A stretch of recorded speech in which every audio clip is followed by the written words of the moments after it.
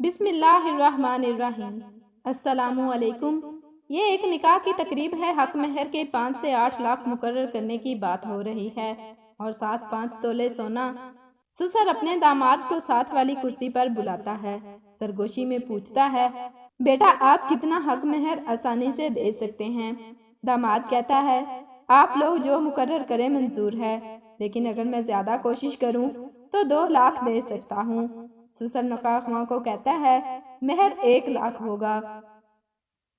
جب سسر نے سونے کے متعلق پوچھا تو داماد نے کہا، میں 2 تولے بنا چکا ہوں، 3 اور بنا لوں گا۔ سسر نے سب کو مخاطب کر کے کہا کہ سونا 2 تولے ہوگا۔ سب عزیز و اقارب ناراض ہوئے کہ اتنے کم مہر اور سونے پر آپ نے کیوں بات ختم کی۔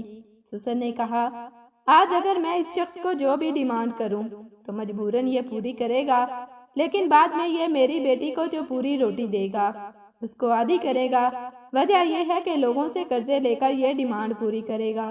میں چاہتا ہوں کہ میری بیٹی بعد میں آرام سے اور خوش رہے۔ اس شادی کے 15 سال ہوئے۔ وہ داماد اپنی بیوی کا خیال رکھتا تھا اور سسر کی خود سے زیادہ عزت کرتا۔ یہ کوئٹہ کا واقعہ ہے۔